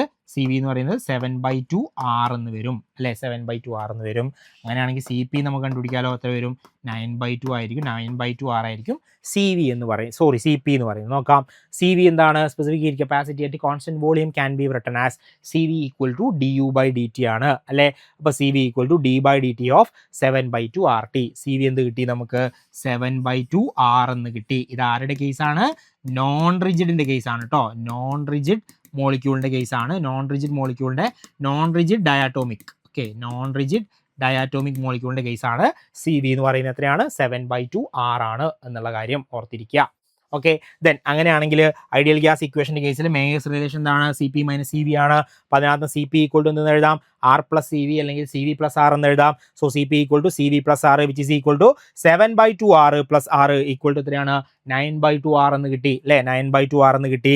ആൻഡ് അങ്ങനെയാണെങ്കിൽ സി പി ഈക്വൽ ടു എന്തെന്ന് പറയാൻ പറ്റും നമുക്ക്, 9/2 R എന്ന് പറയാൻ പറ്റും. സി വി സി പിയും കിട്ടിയാൽ അടുത്ത സ്റ്റെപ്പ് എന്താണ്, നമുക്ക് ഗാമ കണ്ടുപിടിക്കലാണ്. Gamma equal to C P divide by C V ആണല്ലോ, സി പി എത്രയാണ്, 9/2 R ആണ് അല്ലേ, 9/2 R ഡിവൈഡ് ബൈ 7/2 R ആണ്. ആറും ആറും കട്ട് ചെയ്ത് പോയി, 2 2 കട്ട് ചെയ്താൽ ബാക്കി എന്താ ഉണ്ടാവുക, 9/7 ആണ്. ആരുടെ കേസിൽ, ഒരു ഡയാറ്റോമിക് നോൺ റിജിഡ് മോളിക്യൂളിൻ്റെ കേസിൽ ഗാമയുടെ വാല്യൂ അഡയാബാറ്റിക് കോൺസ്റ്റന്റ് എന്ന് പറഞ്ഞാൽ എത്രയായിരിക്കും, 9/7 ആയിരിക്കും. ഓക്കെ, ഒരു നോൺ റിജിഡ് കേട്ടോ, ഇത് വളരെ ഇമ്പോർട്ടൻ്റ് ആയിട്ടുള്ള പേരാണ് അല്ലെങ്കിൽ കാര്യമാണ്, non rigid diatomic. Okay, non rigid diatomic മോളിക്യൂളിൻ്റെ കേസിൽ എന്തുകൊണ്ടാണ് വ്യത്യാസം അവിടെ വരുന്നത്, റിജിഡ് അല്ല, അപ്പോൾ ഇവരുടെ ഇടയിലുള്ള ദൂരം എന്ന് പറയുന്നത് ഫിക്സ്ഡ് ആയിരിക്കില്ല, അപ്പോൾ ഇവർക്കിടയിൽ എന്തുണ്ടാവും, വൈബ്രേഷൻ കൂടി ഉണ്ടാവാനുള്ള സാധ്യതയുണ്ട്. ഓക്കെ, അങ്ങനെയാണ് നമുക്ക് അതിൻ്റെ വാല്യൂ എന്ന് പറയുന്നത് കിട്ടുന്നത് കേട്ടോ, ഓർത്തിരിക്കണേ. ഓക്കെ അല്ലേ. ഇനി മൂന്നാമത്തെ കേസ് എന്ന് പറയുന്നത് പോളിയാറ്റോമിക് മോളിക്യൂൾസ് അല്ലെങ്കിൽ പോളിയാറ്റോമിക് ഗ്യാസസിൻ്റെ കേസാണ്. അപ്പോൾ ഇവിടെ വരുമ്പോൾ എന്താ പ്രശ്നം, ഇവിടെ 3 ട്രാൻസ്ലേഷൻ 3 റൊട്ടേഷൻ അതുണ്ട്. അതോടൊപ്പം തന്നെ ഇവിടെ എന്താണ്, നമ്പർ ഓഫ് വൈബ്രേഷൻ എന്ന് പറയുന്നത് നമുക്ക് പ്രിഡിക്റ്റ് ചെയ്യാൻ പറ്റില്ല, കാരണം കുറേ ആറ്റംസ് ഉണ്ട്, പോളിയാറ്റോമിക് ആണ്, കുറേ ആറ്റംസ് ഉണ്ട്, അപ്പോൾ എങ്ങനെ വേണമെങ്കിലും വൈബ്രേഷൻസ് പോസിബിൾ ആണ്. അപ്പോൾ ആ വൈബ്രേഷൻ ഡിഗ്രീസ് ഓഫ് ഫ്രീഡത്തെ ഞാൻ എഫ് എന്ന് വിളിച്ചു. അങ്ങനെയാണെങ്കിൽ ആവറേജ് എനർജി എന്ന് പറയുന്നത് ഇപ്പോൾ 3 ട്രാൻസ്ലേഷൻ 3 റൊട്ടേഷൻ, 3 ട്രാൻസ്ലേഷൻ 3 റൊട്ടേഷൻ, അപ്പോൾ എന്താണ്, ഓരോ എനർജി ലെവലും ½ kBT ആണ്. അപ്പോൾ ഇവിടെ എന്താ ടോട്ടൽ എത്ര കോൺട്രിബ്യൂഷൻ വരിക, 3 ഇൻറ്റു ½ kBT വരും ആരുടെ, ട്രാൻസ്ലേഷൻ്റെ കോൺട്രിബ്യൂഷൻ എന്ന് പറയുന്നത്. റൊട്ടേഷൻ എന്ത് വരും, 3 ഇൻറ്റു ½ kBT വരും അല്ലേ. അപ്പോൾ ഇവിടെ എന്താ വരിക, 3/2 kBT കിട്ടും ട്രാൻസ്ലേഷൻ്റെ കോൺട്രിബ്യൂഷൻ. റൊട്ടേഷൻ എന്താ വരിക, 3/2 kBT തന്നെയാണ് കോൺട്രിബ്യൂഷൻ വരിക. അപ്പോൾ ആ 3/2 kBT 3/2 kBT. ഇനി എഫ് എന്താണ്, ഡിഗ്രീസ് ഓഫ് ഫ്രീഡം ആണ് ആരുടെ, വൈബ്രേഷൻ്റെ, അത് എത്രയാണ് നമുക്ക് അറിയത്തില്ല, KBT ആണ്. ഒരു വൈബ്രേഷൻ എന്ന് പറയുന്നത് KBT ആണ് അവിടെ പൊസസ് ചെയ്യുന്ന എനർജി എന്ന് പറയുന്നത്, കാരണം പൊട്ടൻഷ്യൽ എനർജി മോഡും ഉണ്ട്, കൈനറ്റിക് എനർജി മോഡും ഉണ്ട്. അപ്പോൾ നമുക്ക് എങ്ങനെ എഴുതാം, F ഇൻറ്റു KBT എന്ന് എഴുതാൻ പറ്റും, ടോട്ടൽ അതിൻ്റെ കോൺട്രിബ്യൂഷൻ. അപ്പോൾ നമുക്ക് അതിനെ റിസോൾവ് ചെയ്ത് കഴിഞ്ഞാൽ എന്താ കിട്ടുക, 3/2 kBT plus 3/2 kBT plus FKBT into NA total നമുക്ക് കാൽക്കുലേറ്റ് ചെയ്യാൻ പറ്റും. അപ്പോൾ നോക്കിയേ, 3/2 പ്ലസ് 3/2, അതായത് ഇത് എത്രയാണ്, 1.5 അല്ലേ, 1.5 3 വന്നു അല്ലേ, അപ്പോൾ 3, പിന്നെ ഇവിടെ FKBT ആണല്ലേ, KBT പുറത്തെടുത്ത് കഴിഞ്ഞാൽ എന്താ കിട്ടുക, 3 + F KBT NA എന്ന് കിട്ടും. KBNA നമുക്ക് എങ്ങനെ എഴുതാം, R എന്ന് എഴുതാൻ പറ്റും. ആൻഡ് അങ്ങനെയാണെങ്കിൽ നമ്മളുടെ ഇൻറ്റേർണൽ എനർജി, ടോട്ടൽ ഇൻറ്റേർണൽ എനർജിനെ എങ്ങനെ എഴുതാൻ പറ്റും, U equal to 3 + F RT എന്ന രൂപത്തിലേക്ക് നമുക്ക് ആരെ എഴുതാൻ പറ്റും, യുവിനെ എഴുതാൻ പറ്റും. യുവിനെ എഴുതി കഴിഞ്ഞാൽ സ്വാഭാവികമായിട്ടും നമുക്ക് സി വി കണ്ടുപിടിക്കാം. എങ്ങനെ, ടി അങ്ങോട്ട് ഒഴിവാക്കിയാൽ മതിയല്ലോ, ഡിഫറൻഷിയേറ്റ് ചെയ്യാണ്. So C V equal to D U by D T ആണ്. C V equal to D by D T of 3 + F RT ആണ്. ആൻഡ് നമുക്ക് എന്ത് കിട്ടും, ഇതിനകത്ത് ടി എന്ന് പറയുന്ന ടേം ഒഴിവായി പോകും. ബാക്കി എന്താ ഉണ്ടാവുക, C V equal to 3 + F into R എന്ന് കിട്ടും അല്ലേ, 3 + F ഇൻറ്റു R എന്ന് കിട്ടി, സി വി കിട്ടി. ഇനി സി പി എന്താ വരുന്നത്, സി പി അറിയാം, C P minus C V ആണ് R എന്ന് പറയുന്നത്. സി പി ഈക്വൽ ടു എന്തെന്ന് എഴുതാം, സി വി പ്ലസ് ആർ എന്ന് എഴുതാം. So 3 + F into R plus R. അപ്പോൾ ഇതിനൊന്ന് റിസോൾവ് ചെയ്ത് കഴിഞ്ഞാൽ എന്താ കിട്ടുക, 3R + FR + R equal to അല്ലേ, ഈക്വൽ ടു എന്താ, 3R + R എത്രയാ, 4R അല്ലേ, 4R + FR എന്ന് എഴുതാൻ പറ്റും. R പുറത്തേക്ക് എടുത്താൽ എന്താ കിട്ടുക, 4 + F ഇൻറ്റു R എന്ന് കിട്ടും അല്ലേ, 4 + F ഇൻറ്റു R. അപ്പോൾ സി വി എന്താ കിട്ടിയത്, 3 + F ഇൻറ്റു R ആണ്. ആരുടെ കേസാണ്, പോളിയാറ്റോമിക് ഗ്യാസസിൻ്റെ കേസാണ് കേട്ടോ, പോളിയാറ്റോമിക് ഗ്യാസസിൻ്റെ കേസാണ്. സി വി 3 + F കിട്ടി, 3 + F ഇൻറ്റു R കിട്ടി. സി വി എന്ത് കിട്ടി, 4 + F ഇൻറ്റു R എന്നും കിട്ടി. നോട്ട് ചെയ്യണേ, ഓർത്തിരിക്കുക. അപ്പോൾ സി പിയും സി വിയും കിട്ടി. ഇനി സി പി സി വി കിട്ടി കഴിഞ്ഞാൽ നമ്മൾ അടുത്ത സ്റ്റെപ്പ് എന്താ, ഗാമ കണ്ടുപിടിക്കലാണ്. അപ്പോൾ ഗാമ എളുപ്പമല്ലേ, ഇവിടെ സി പി എന്ന് പറയുന്നത് എത്രയാണ്, 4 + F ഇൻറ്റു R ആണ്. ആൻഡ് സി വി എന്ന് പറയുന്നത് എന്താണ്, 3 + F ഇൻറ്റു R ആണ് അല്ലേ. അപ്പോൾ ഇതിനെ ഡിവൈഡ് ചെയ്താൽ എന്താ ഒരു 6 കട്ട് ചെയ്ത് പോയി. ബാക്കി എന്താ ഉള്ളത്? 4+F ഡിവൈഡ് ബൈ 3+F എന്ന് കിട്ടും അല്ലേ? 4+F ഡിവൈഡ് ബൈ 3+F ഇതാണ് ഗാമ എന്ന് പറയുന്നത്. അപ്പോൾ adiabatic constant four polyatomic gas. ഒരു പോളിയാറ്റോമിക് ഗ്യാസിൻ്റെ കേസിൽ അഡയാബാറ്റിക് കോൺസ്റ്റൻറ്റ് എത്രയാണ് വരുന്നത്? 4+F ഡിവൈഡ് ബൈ 3+F എന്നുള്ളതാണ് അതിൻ്റെ വാല്യൂ വരുന്നത് എന്ന കാര്യം ഓർത്തിരിക്കുക. ഓക്കെ അല്ലേ? സോ ഇതാണ് അഡയാബാറ്റിക് കോൺസ്റ്റൻറ്റുമായിട്ട് ബന്ധപ്പെട്ടുകൊണ്ട് പോളിയാറ്റോമിക്, മോണോ ആറ്റോമിക്, ഡയാറ്റോമിക്കിൻ്റെ 2 സ്പെഷ്യൽ കേസ് പറഞ്ഞു, ആൻഡ് പോളിയാറ്റോമിക് മൂന്നാളുടെയും കൃത്യമായിട്ട് വാല്യൂസ് എല്ലാം പഠിച്ചിരിക്കണം. CP, CV, ഗാമ ഇമ്പോർട്ടൻ്റ് ആണ് കേട്ടോ. CP, CV, ഗാമ അത് കൃത്യമായിട്ട് പഠിച്ചിരിക്കുക എല്ലാവരുടെയും, കാരണം ചോദ്യം വരാൻ സാധ്യതയുള്ളതാണ്.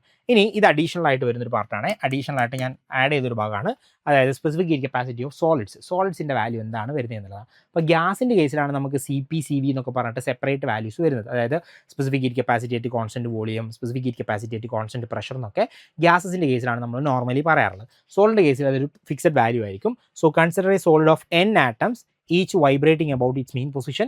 A vibration in one dimensional has average kinetic energy 2 into half kBt എന്ന് പറയാൻ പറ്റും. 3 dimensional ആകുമ്പോൾ എന്ത് വരും? അവിടുത്തെ ആവറേജ് എനർജി എന്ന് പറയുന്നത് 3 kBt ആയിരിക്കും. അതായത് നമുക്ക് സോളിഡിൻ്റെ കേസിൽ വൈബ്രേഷൻ ആണ് നമ്മൾ കൂടുതലായിട്ട് പ്രിഫർ ചെയ്യുന്നത്. സോ ടോട്ടൽ എനർജി എന്ന് പറയുന്നത് എത്രയായിരിക്കും? 3 kBt NA വരും. സോ KB × NA എന്ന് പറയുന്നത് 6 ആണ്. സോ അങ്ങനെ വരുമ്പോൾ നമുക്ക് എന്ത് ചെയ്യാം? അവിടുത്തെ ഇൻറ്റേർണൽ എനർജി എന്ന് പറയുന്നത് U = 3RT ആണ് ഇൻറ്റേർണൽ എനർജി എന്ന് പറയുന്നത്. ആൻഡ് ഏറ്റവും ഇമ്പോർട്ടൻ്റ് ആയിട്ടുള്ള ടേം ഇതാണ്. ഇവിടെ സ്പെസിഫിക് ഹീറ്റ് കപ്പാസിറ്റി ആയിട്ട് കോൺസ്റ്റൻറ്റ് വോളിയം അല്ലെങ്കിൽ പ്രഷർ എന്ന് പറയുന്ന ഒരു സാധനമില്ല. സ്പെസിഫിക് ഹീറ്റ് കപ്പാസിറ്റി എന്ന് പറയുന്ന ഒരു C മാത്രമേ ഉള്ളൂ. അതിൻ്റെ വാല്യൂ എത്രയാണ്? du/dt ആണ്, which is equal to 3R ആണ്. അപ്പോൾ നോക്കിയേ, സോളിഡ്സിൻ്റെ കേസിൽ നമ്മളുടെ സ്പെസിഫിക് ഹീറ്റ് കപ്പാസിറ്റി എത്രയാണ്? 3R ആണ് എന്ന കാര്യം ഓർത്തിരിക്കുക കേട്ടോ. സോളിഡിൻ്റെ കേസിൽ സ്പെസിഫിക് ഹീറ്റ് കപ്പാസിറ്റിയുടെ വാല്യൂ എന്ന് പറയുന്നത് 3R ആണ്. R എന്താണ്? യൂണിവേഴ്സൽ ഗ്യാസ് കോൺസ്റ്റൻ്റ് ആണ്.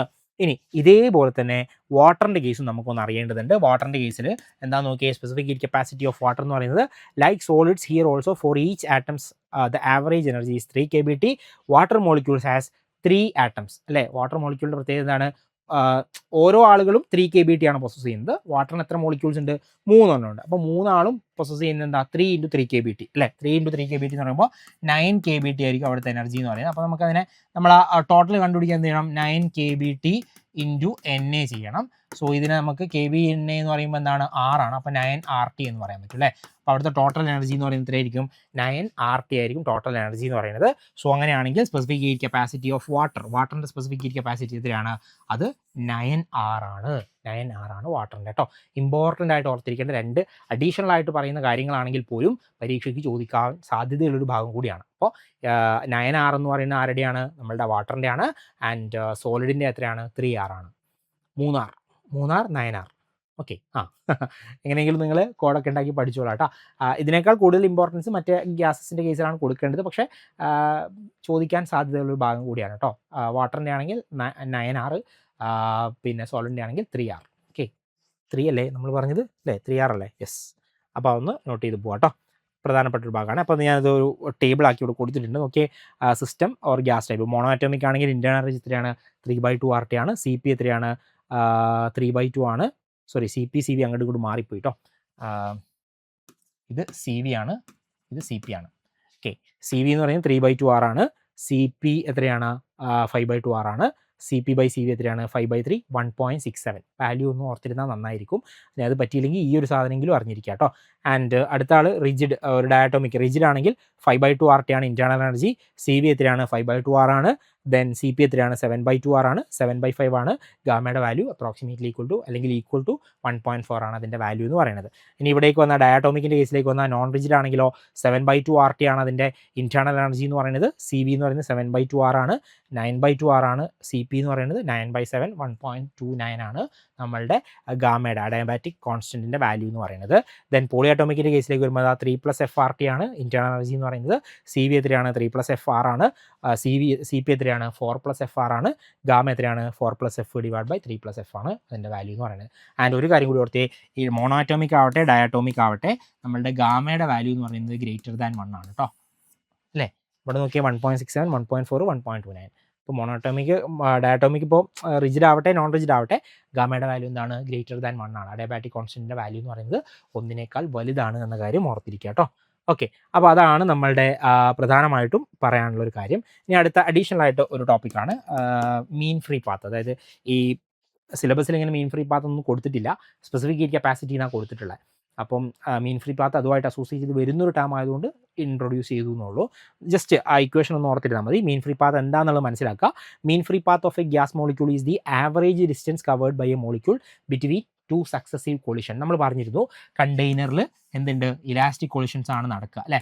അപ്പോൾ ഇയാളിതാ ഇവിടെ പോയി കൊളൈഡ് ചെയ്തു, ദെൻ ഇവിടുന്ന് പിന്നെ ഇയാളിതാ ഇങ്ങോട്ട് കൊളൈഡ് ചെയ്തു. അപ്പോൾ ഈ ഒരു 2 സക്സസീവ് ആയിട്ടുള്ള കൊളിഷൻ ഇടയിൽ എടുത്തിട്ടുള്ള അല്ലെങ്കിൽ അയാൾ ട്രാവൽ ചെയ്തിട്ടുള്ള ആ ഒരു ദൂരം ഉണ്ടല്ലോ, ആവറേജ് ഡിസ്റ്റൻസ് ഉണ്ടല്ലോ, അതിനെയാണ് നമ്മൾ എന്തെന്ന് പറയുന്നത്, മീൻ ഫ്രീ പാത്ത് എന്ന് പറയുന്നത്. മനസ്സിലായോ? അതായത് average distance covered by a molecule between 2 successive collision, 2 successive collision ഇടയിൽ ഒരു മോളിക്യൂൾ ട്രാവൽ ചെയ്തിട്ടുള്ള ആവറേജ് ഡിസ്റ്റൻസിനെയാണ് നമ്മൾ എന്തെന്ന് വിളിക്കുന്നത്, അവിടുത്തെ മീൻ ഫ്രീ പാത്ത് എന്ന് നമ്മൾ പറയുന്നത്.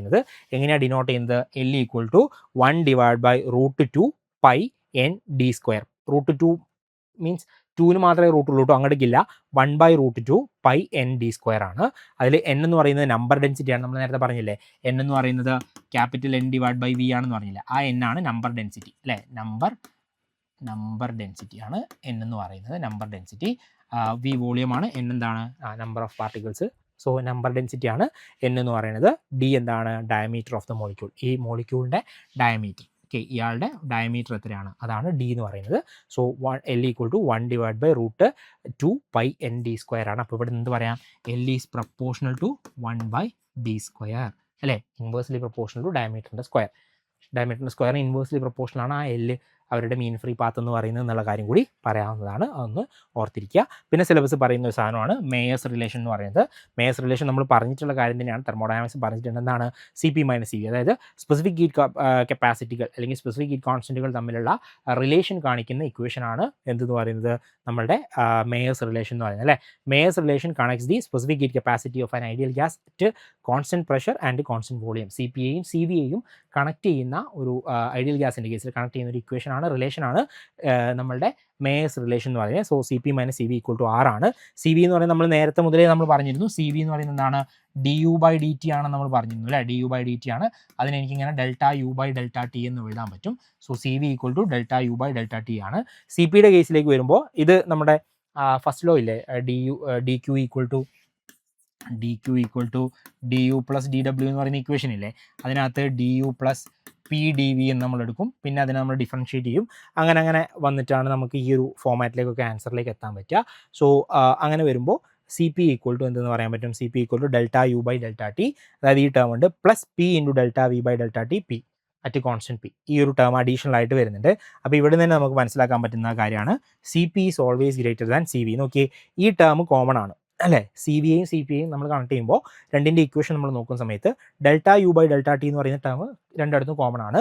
ദെൻ ഇവിടെ നോക്കി പ്ലസ് ഒരു ടേം ആണ്. അപ്പോൾ ഈ ടേമിൻ്റെ കൂടെ വേറെ എന്തോ കൂടി ആഡ് ചെയ്യുമ്പോഴാണ് നമുക്ക് എന്ത് കിട്ടുന്നത്, CP കിട്ടുന്നത് അല്ലേ. അപ്പോൾ അതിൽ നിന്ന് നമുക്ക് എന്ത് പറയാൻ പറ്റും, CP ആയിരിക്കും എല്ലായ്പ്പോഴും വലുത് എന്ന്. അതിപ്പോൾ നമ്മളിവിടെ നമ്മൾ തൊട്ട് മുന്നേ ചെയ്ത് ഈ സാധനം നോക്കി, ഇതിലെല്ലായിടത്തും CVനേക്കാൾ വലുതാണ് ആര് എന്ന് പറയുന്നത് CP എന്ന്. ഇവിടെ 3/2 ആണ്, 5/2 ആണ്, 5/2 ആണ്, 7/2 ആണ്, 7/2 ആണ്, 9/2 ആണ്, 3+F ആണ്, 4+F ആണ് അല്ലേ. CP ആണ് എപ്പോഴും വലുതായിട്ട് വരുന്നത്. അപ്പോൾ CP ആണ് ഇവിടുത്തെ വലിയ ഒരു ക്വാണ്ടിറ്റി എന്ന് പറയുന്നത്. CP is always greater than CV എന്ന് നമുക്ക് പറയാൻ പറ്റും. എന്തുകൊണ്ടാണ് എന്നുള്ള റീസൺ ആണ് കൊടുക്കുന്നത്. When gas is heated at constant volume the entire heat is used to increase the internal energy of the gas അല്ലേ. ഗ്യാസ് നമ്മൾ ഹീറ്റ് ചെയ്യുകയാണ്, കോൺസ്റ്റൻറ്റ് വോളിയത്തിലാണ് നമ്മൾ ഹീറ്റ് ചെയ്യുന്നത്. അപ്പോൾ നോക്കിയേ, നമ്മളുടെ ഫസ്റ്റ് ലോ പ്രകാരം dq = du + p∆V, ഇതാണ് നമ്മളുടെ ഇക്വേഷൻ അല്ലേ. അപ്പോൾ ഈ ΔV എന്ന് പറയുന്നത് കോൺസ്റ്റൻറ്റ് വോളിയം എന്ന് പറയുന്നത് 0 ആണ്. മീൻസ് കോൺസ്റ്റൻറ്റ് വോളിയം ഫിക്സ്ഡ് ആണ് എന്ന് വെച്ചാൽ ചേഞ്ച് ഇൻ വോളിയം 0 ആണ്. അപ്പോൾ നമുക്ക് ഈ ടേം എന്തായി മാറും, 0 ആയിട്ട് മാറും. അപ്പോൾ നോക്കി, ഈ കൊടുക്കുന്ന ഹീറ്റ് മുഴുവൻ എന്തിനു വേണ്ടി ഉപയോഗിക്കും, വർക്ക് ഡണ്ണിന് വേണ്ടി ഉപയോഗിക്കും. Okay, so it is used to work done അല്ല, ഇന്റേണൽ എനർജി, കേട്ടോ. DQ എന്ന് പറയുന്നത് എന്തിനു വേണ്ടി ഉപയോഗിക്കും, internal energy, DU internal energy ചേഞ്ചിന് വേണ്ടി ഉപയോഗിക്കും. അതാണ് പറയുന്നത് when gas is heated at constant volume the entire heat is used to increase the internal energy of the gas. മനസ്സിലായോ, എങ്ങനെയാണ് വന്നതെന്ന് മനസ്സിലായല്ലോ. അതായത് ഫസ്റ്റ് ലോ പ്രകാരം പറഞ്ഞതിൽ ചെറിയൊരു എറർ പറ്റിയിരുന്നു നേരത്തെ. DQ = du + dw എന്നുള്ളതാണല്ലോ നമ്മളുടെ ഇക്വേഷൻ. ഇതിനെ എനിക്ക് എങ്ങനെ മാറ്റി എഴുതാം, du + dwനെ p∆V എന്ന് എഴുതാൻ പറ്റും. അപ്പോൾ നമ്മൾ ആരെയാണ് നോക്കുന്നത്, CVയുടെ കേസാണ് നോക്കുന്നത്. അപ്പോൾ സ്പെസിഫിക് ഹീറ്റ് കപ്പാസിറ്റി ആയിട്ട് കോൺസ്റ്റൻറ്റ് വോളിയം ആണല്ലോ. അപ്പോൾ നമ്മൾ വോളിയം കോൺസ്റ്റൻ്റ് ആക്കി വെച്ച് നമ്മൾ ഹീറ്റ് ചെയ്യിക്കുകയാണ്. അപ്പോൾ എന്താ സംഭവിക്കുക, ഈ ഡെൽറ്റ വി എന്ന് പറയുന്ന ചേഞ്ച് ഇൻ വോളിയം അല്ലേ, വോളിയം കോൺസ്റ്റന്റ് ആയ ചേഞ്ച് ഇൻ വോളിയം എന്താകും, 0 ആയി പോകത്തില്ലേ, 0 ആയി പോകും. അപ്പോൾ നമുക്ക് നോക്കി ഡി ക്യൂ ഈക്വൽ ടു എന്തെന്ന് പറയാം, ഈ ടേം 0 ആയി പോകും, ബാക്കി എന്താ ഉള്ളത്, ഡി യു മാത്രമേ ഉണ്ടാവുള്ളൂ അല്ലേ. അപ്പോൾ നമ്മൾ കൊടുക്കുന്ന ഹീറ്റ് മുഴുവൻ, അതാണ് പറയുന്നത് when gas is heated at constant volume the entire heat is used to increase the internal energy of the gas. ആ മുഴുവൻ ഹീറ്റും എന്തിനു വേണ്ടിയിട്ടാണ് ഉപയോഗപ്പെടുത്തുന്നുണ്ടാവുക, അവിടുത്തെ ഇന്റേണൽ എനർജി ഇൻക്രീസ് ചെയ്യാൻ വേണ്ടിയിട്ടായിരിക്കും ഉപയോഗപ്പെടുത്തുന്നുണ്ടാവുക. Similarly when the gas is heated at constant pressure the heat is used to increase the internal energy and also to do the external work during the expansion. അപ്പോൾ external നമ്മൾ constant പ്രഷറിലാണെങ്കിൽ D Q equal to എന്താണ്, D U plus P D V എന്നല്ലേ നമ്മളുടെ equation എന്ന് പറയുന്നത്. So D Q equal to D U plus ഈ term അവിടെ എക്സിസ്റ്റ് ചെയ്യത്തില്ലേ, കാരണം എന്താ, വോളിയത്തിൻ്റെ ചേഞ്ച് അല്ല എടുക്കുന്നത്, പ്രഷറിൻ്റെ ചേഞ്ച് അല്ല എടുക്കുന്നത്, പ്രഷറിൻ്റെ വാല്യൂ ആണ് എടുക്കുന്നത്. അപ്പോൾ ആ വാല്യൂ ഇൻറ്റു ഡി വി ഉണ്ട്. അപ്പോൾ സ്വാഭാവികമായിട്ടും എന്ത് ചെയ്യുന്നുണ്ട്, നമ്മൾ കൊടുക്കുന്ന ഹീറ്റിനെ ഇന്റേണൽ എനർജി ചേഞ്ചിന് വേണ്ടിയിട്ടും വർക്കിനും വേണ്ടി ഉപയോഗപ്പെടുത്തുന്നുണ്ട്. അപ്പോൾ എന്താ, കുറച്ചുകൂടി അധികം ആവുന്ന വാല്യൂ എന്ന് പറയുന്നത്, അല്ലെങ്കിൽ കുറച്ചുകൂടി അധികം എനർജി റിക്വയർഡ് ആയിട്ടുള്ള പ്രോസസ്സ് എന്ന് പറയുന്നത് ഏതാണ്, രണ്ടാമത്തെ പ്രോസസ്സാണ്. അപ്പോൾ സ്വാഭാവികമായിട്ടും അവിടെ എന്ത് ചെയ്യുന്നുണ്ട്, നമുക്ക് സി പിയുടെ വാല്യൂ സി വിയേക്കാൾ കുറച്ചുകൂടി വലുതാണ് എന്ന് നമുക്ക് പറയാൻ പറ്റും. ഓക്കെ, അപ്പോൾ ഇത്രയാണ് നമ്മളുടെ കൈനറ്റിക് തിയറിയുമായിട്ട് ബന്ധപ്പെട്ടുകൊണ്ട് പ്രധാനമായിട്ടും പറയാനുള്ള കാര്യങ്ങൾ എന്ന് പറയുന്നത്. ഓക്കെ, അപ്പോൾ ഇതിനകത്ത് സി പിയുടെ വാല്യൂ, സി വിയുടെ വാല്യൂ, ഗാമയുടെ വാല്യൂ, ഇതൊക്കെ തന്നെയാണ് ഏറ്റവും പ്രധാനമായിട്ട് ചോദ്യം ചോദിച്ച് കണ്ടിട്ടുള്ളത്. അപ്പോൾ അത് കൃത്യമായിട്ട് നിങ്ങൾ എന്ത് ചെയ്യുക, നേരത്തെ കണ്ട പോലെ ടാബുലേറ്റ് ചെയ്ത് ടേബിൾ ആക്കിയിട്ട് കൃത്യമായിട്ട് പഠിച്ചു പോയിക്കോളുക. ഓക്കെ, നമുക്കിനി നോക്കാനുള്ളത് ഒരു പുതിയ ടേമാണ്. ആക്ച്വലി നമ്മളുടെ കൈനറ്റിക് തിയറിയുമായിട്ട് ബന്ധമുണ്ട് എന്നിരുന്നാൽ പോലും കൂടുതലായിട്ട് നമ്മളിത് പറയുന്നത് സ്റ്റാറ്റിസ്റ്റിക്കൽ മെക്കാനിക്സിലാണ് കൂടുതലായിട്ട് നമ്മളിതിനെ ഡിഫൈൻ ചെയ്യുന്നതൊക്കെ ചെയ്യാറുള്ളത്. ബട്ട് ഇപ്പോൾ നമ്മൾ ഈ പറയുന്ന RMS സ്പീഡും ആവറേജ് സ്പീഡൊക്കെ നമ്മൾ ഓൾറെഡി പറഞ്ഞതായതുകൊണ്ട് അതോടൊപ്പം തന്നെ ചേർത്ത് വായിക്കാൻ പറ്റുന്ന മറ്റൊരു ടേമാണ് നമുക്ക് മോസ്റ്റ് പ്രോബബിൾ സ്പീഡ് എന്ന് പറയുന്നത്. അപ്പോൾ ഈ 3 ക്വാണ്ടിറ്റികൾ എന്താണ്, ഇവരുടെ ഒരു റേഷ്യോ എന്താണ് എന്നുള്ളതാണ് നമുക്കിനി നോക്കാനുള്ളത്. അപ്പം ഇവിടെ ഇതിൻ്റെ ഡെഫിനിഷനോ കാര്യങ്ങളോ അല്ല പ്രധാനം, അതിനപ്പുറത്തേക്ക് ഇതിൻ്റെ ഒരു റേഷ്യോ, അതുപോലെ തന്നെ ഇവർ തമ്മിലുള്ളൊരു റിലേഷൻ, ഇനീക്വാലിറ്റി എന്താണ് എന്നുള്ളതാണ് ഏറ്റവും പ്രധാനമായിട്ട് നമ്മൾ നോക്കുന്നത്. അപ്പോൾ നോക്കിയേ, മോസ്റ്റ് പ്രോബബിൾ സ്പീഡ് എന്ന് പറഞ്ഞു കഴിഞ്ഞാൽ എന്താണ്, it is the speed at the peak of the distribution എന്നാണ്. അപ്പോൾ നമ്മൾ സ്റ്റാറ്റിസ്റ്റിക്കൽ മെക്കാനിക്സിൽ നമ്മളതിനെ ഡിസ്ട്രിബ്യൂഷൻ കർവും കാര്യങ്ങളൊക്കെ പ്ലോട്ട് ചെയ്യാറുണ്ട്. അപ്പോൾ അങ്ങനെ നമുക്ക് ആ കർവ് പ്ലോട്ട് ചെയ്ത് കഴിഞ്ഞാൽ നമുക്ക് ഒരു കർവ് ഇങ്ങനെ കിട്ടിക്കഴിഞ്ഞാൽ ആ മാക്സിമത്തിൽ നിൽക്കുന്ന ഈ ഒരു പീക്കിൽ നിൽക്കുമ്പോൾ ഉണ്ടാകുന്ന അതിൻ്റെ സ്പീഡിനെയാണ് നമ്മൾ മോസ്റ്റ് പ്രോബബിൾ സ്പീഡ് VP കൊണ്ട് നമ്മൾ റെപ്രസെൻറ്റ് ചെയ്യുന്നത്.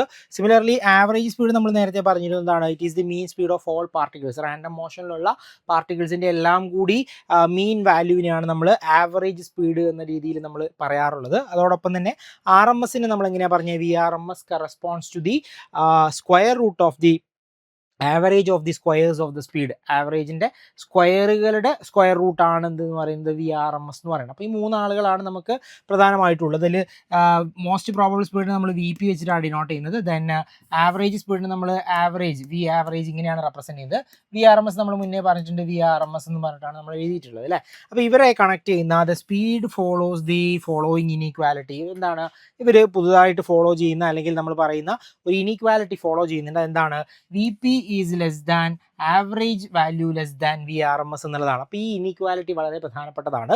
VP less than V average less than VRMS എന്ന് പറയുന്നത്. ആക്ച്വലി സിലബസിൽ, ലീഗൽ മെട്രോളജിയുടെ സിലബസിൽ ഇങ്ങനെ സ്റ്റാറ്റിസ്റ്റിക്കൽ മെക്കാനിക്സ് എന്ന് പറഞ്ഞിട്ട് കൊടുത്തിട്ടില്ലെങ്കിൽ പോലും കൈനറ്റിക് തിയറിയുമായിട്ട് ബന്ധപ്പെടുത്തി നമുക്ക് പറയാവുന്നതാണ്. VP is less than V average less than VRMS എന്ന രൂപത്തിലേക്ക് നമുക്ക് എഴുതാൻ കഴിയും. ഇനി ഓരോ ആളുകളുടെയും വാല്യൂസ് ഒന്ന് നോക്കിയാൽ മനസ്സിലാവും. VP എന്ന് പറയുമ്പോൾ നമുക്ക് എങ്ങനെ എഴുതാൻ പറ്റും, VP എന്ന് പറയുമ്പോൾ 2 kBT/m, റൂട്ട് ഓഫ് 2 kBT/m ആണ് VPയുടെ വാല്യൂ, മോസ്റ്റ് പ്രോബബിൾ സ്പീഡ് എന്ന് പറയുന്നത് കേട്ടോ. 2 kBT/m എന്ന് പറയുന്നത് മോസ്റ്റ് പ്രോബബിൾ സ്പീഡാണ്, VP എന്ന് പറയുന്നത്. ദെൻ V ആവറേജ് ഇത് ആവറേജ് വാല്യൂ ആണ്, ആവറേജ് സ്പീഡാണ്.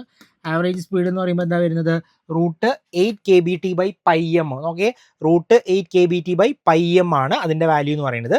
ദെൻ VRMS നമ്മൾ നേരത്തെ പറഞ്ഞ പോലെ 3 kBT/m ആണ് VRMSൻ്റെ വാല്യൂ എന്ന് പറയുന്നത്. അപ്പോൾ ഈ 3 വാല്യൂസ് കൃത്യമായിട്ട് അറിഞ്ഞിരിക്കുക. VP അതായത് മോസ്റ്റ് പ്രോബബിൾ സ്പീഡ് എന്ന് പറയുന്നത് എത്രയാണ്, 2 kBT, റൂട്ട് 2 kBT/m ആണ്. ആൻഡ് V ആവറേജ് എന്ന് പറയുന്നത് എന്താണ്, റൂട്ട് 8 kBT/m ആണ്. ദെൻ VRMS എന്ന് പറയുന്നത് എന്താണ്, റൂട്ട് 3 kBT/m എന്നാണ് അതിൻ്റെ വാല്യൂ വരുന്നത്. ഓക്കെ, ഇതൊന്ന് ഓർത്തിരിക്കണേ, വളരെ പ്രധാനപ്പെട്ട ഒരു കാര്യമാണ്.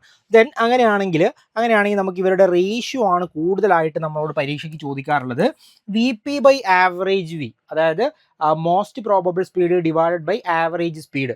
അതിൻ്റെ റേഷ്യോ നമുക്ക് എടുത്തു കഴിഞ്ഞാൽ നമുക്ക് എന്താ കിട്ടുക, √π/8 ആണ് നമുക്ക് കിട്ടുക. നോക്കി, VP/V ആവറേജ് ആണ് നമ്മൾ ചെയ്യുന്നത് അല്ലേ, VP/V ആവറേജ് അല്ലേ ചെയ്യുന്നത്. VP എന്താണ്, VP എന്ന് പറയുന്നത് 2kBT/m then divided by 8kBT/πm അല്ലേ. ഇത് ചെയ്ത് കഴിഞ്ഞാൽ നമുക്ക് എന്താ കിട്ടുക എന്നുള്ളതാണ് നമ്മൾ നോക്കുന്നത്. സോ അത് ചെയ്ത് കഴിഞ്ഞാൽ നമുക്ക് എന്ത് കിട്ടും, π/8 √π/8 എന്ന് കിട്ടും. സോ അതിൻ്റെ വാല്യൂ എന്ന് പറയുന്നത് എത്ര വരും, 0.626 എന്ന രൂപത്തിലേക്ക് നമുക്ക് അതിൻ്റെ വാല്യൂ നമുക്ക് എഴുതാൻ പറ്റും. ദെൻ VP/VRMS ചെയ്ത് കഴിഞ്ഞാൽ √2/3 ആണ് കിട്ടുക. ഇത് വളരെ പ്രധാനപ്പെട്ട ഒരു കാര്യമാണ്. അപ്പോൾ ഇതിനകത്ത് നമുക്ക് എങ്ങനെ എഴുതാൻ പറ്റും, VP/VRMS അല്ലേ, VP/VRMS എന്ന് പറയുമ്പോൾ √2/√3 അല്ലേ, √2/√3 ആണ്, അല്ലെങ്കിൽ √2/3 ആണ് വരുന്നത്. സോ ഇതിനകത്ത് നിന്ന് VP = എന്തെന്ന് എഴുതാം, √2/3 ഇൻറ്റു VRMS എന്ന രൂപത്തിലേക്ക് നമുക്ക് എഴുതാൻ പറ്റും കേട്ടോ. VP = √2/3 ഇൻറ്റു VRMS എന്ന രൂപത്തിലേക്ക് നമുക്ക് എഴുതാൻ പറ്റും. അതിൻ്റെ വാല്യൂ എന്ന് പറയുന്നത് 0.816 ആണ്. അപ്പോൾ ഇവിടെ നോക്കി, VP = എന്തെന്ന് പറയാൻ പറ്റും, 0.816 ഇൻറ്റു VRMS എന്ന് എഴുതാൻ പറ്റും അല്ലേ. VRMSൻ്റെ 0.816 ടൈംസ് വലുതാണ് VP, അല്ലെങ്കിൽ അത്രയും ടൈംസ് VRMS ഇൻറ്റു 0.816 ആണ് എന്തെന്ന് പറയുന്നത്, VP എന്ന് പറയുന്നത്. ആൻഡ് VRMSും V ആവറേജും VRMSും എടുത്തു കഴിഞ്ഞാൽ എന്താ കിട്ടുക, നമുക്ക് 3π/8 ആണ് നമുക്ക് കിട്ടുക, 3π/8. അപ്പോൾ അത് എത്ര അപ്രോക്സിമേറ്റ്ലി 0.765 ആണ് അതിൻ്റെ വാല്യൂ എന്ന് പറയുന്നത്. അതൊന്ന് നോട്ട് ചെയ്ത് പോവാം കേട്ടോ. ദെൻ ഇവരുടെ പരസ്പരമുള്ള റേഷ്യോ, ഇതും വളരെ പ്രധാനപ്പെട്ട ഒരു കാര്യമാണ്. പരസ്പരമുള്ള റേഷ്യോ എന്ന് പറയുന്നത് VP = V ആവറേജ്, അതായത് most probable speed average speed VRMS എന്ന് പറയുമ്പോൾ എന്താ നമുക്ക് കിട്ടുക, 1/8/π/√3 എന്നുള്ളതാണ് കേട്ടോ. ഇതും ഒന്ന് നോട്ട് ചെയ്ത് വെക്കുക, 1/8/π/√3. അപ്പോൾ അതിനെ ന്യൂമറിക്കലി നമ്മൾ കൺവേർട്ട് ചെയ്ത് കഴിഞ്ഞാൽ എങ്ങനെ വരും, VP = V ആവറേജ് VRMS എന്ന് പറയുന്നത് 1:1.128 1.224 എന്നുള്ള രീതിയിലാണ് അതിൻ്റെ വാല്യൂ വരുന്നത്. അപ്പോൾ ഈ രണ്ട് കാര്യങ്ങളും എന്ത് ചെയ്യുക, നിങ്ങൾ കൃത്യമായിട്ടൊന്ന് നോട്ട് ചെയ്ത് വെക്കുക. ന്യൂമറിക്കലി ഈക്വൽ ടു എങ്ങനെയാണ് വരുന്നത്, അതോടൊപ്പം തന്നെ ഇൻ ടേംസ് ഓഫ് പൈ, അല്ലെങ്കിൽ അതിൽ നമ്മൾ ഒരാളെ നമ്മൾ എന്താക്കിയ സ്റ്റാൻഡർഡൈസ് ചെയ്യുക, മീൻസ് 1 ആക്കി എടുക്കുക. ദെൻ അതിനെ ബാക്കിയുള്ള ആളുകളുമായിട്ട് നമ്മൾ കമ്പയർ ചെയ്ത് എഴുതുമ്പോൾ 1:8/π/√3 എന്നുള്ളതാണ്. അപ്പോൾ ഈ ഓർഡർ മനസ്സിലുണ്ടാവണം. VP = V ആവറേജ് VRMS എന്നുള്ളതാണ് നമ്മളുടെ ഓർഡർ എന്ന് പറയുന്നത്, വിച്ച് ഈസ് ഈക്വൽ ടു 1:8/π/√3 എന്നുള്ളതാണ് നമ്മളുടെ വാല്യൂ എന്ന് പറയുന്നത്. അത് നോട്ട് ചെയ്ത് വെച്ചോളൂ കേട്ടോ. അപ്പോൾ ഇതാണ് നമ്മളുടെ കൈനറ്റിക് തിയറിയിൽ ഒരു എൻഡ് എന്ന് പറയുന്നത്. ഇത്രയും ഭാഗങ്ങളാണ് നമുക്ക് കൈനറ്റിക് തിയറിയുമായിട്ട് ബന്ധപ്പെട്ടുകൊണ്ട് പറയാനുള്ളത്, പഠിപ്പിക്കാനുള്ളത്. ഓക്കെ, അപ്പോൾ ഇത്രയും കാര്യങ്ങൾ നന്നായിട്ട് നോക്കുക. ഇനി അതിൽ നിന്ന് വന്നിട്ടുള്ള കുറച്ച് മോഡലായിട്ടുള്ള കുറച്ച് ചോദ്യങ്ങൾ കൂടി ഒന്ന് നോക്കാം, മോഡൽ ക്വസ്റ്റ്യൻസ് എന്നുള്ള രീതിയിൽ. Kinetic theory explains the behaviour of gases on the assumption that gas consists of rapidly moving atoms, particles, elements, none of this. എന്താണ് കൈനറ്റിക് തിയറി എക്സ്പ്ലെയിൻ ചെയ്യുന്നത്, ഗ്യാസിന്റെ ബിഹേവിയർ എന്ന് പറയുന്നത് എന്തുകൊണ്ടാണ് അത്, പിന്നെ ഗ്യാസ് വളരെ റാപ്പിഡ്ലി മൂവിങ് ആയിട്ടുള്ള എന്തോ ഒരു സാധനം അല്ലേ, റാപ്പിഡ്ലി മൂവിങ് ആയിട്ടുള്ള ഡാഷ്, ആ ഡാഷ് ആണ് നമ്മളോട് ഫില്ല് ചെയ്യാൻ പറഞ്ഞത്. Atoms, particles, elements, none of this. ഏതാണ്, ആറ്റംസ് അല്ലേ, റാപ്പിഡ്ലി മൂവിങ് ആറ്റംസ് കാരണമാണ് എന്തുണ്ടാവുന്നത്, കൈനറ്റിക് തിയറി നമ്മളവിടെ കാര്യങ്ങളൊക്കെ എക്സ്പ്ലെയിൻ ചെയ്യുന്നത് അല്ലേ.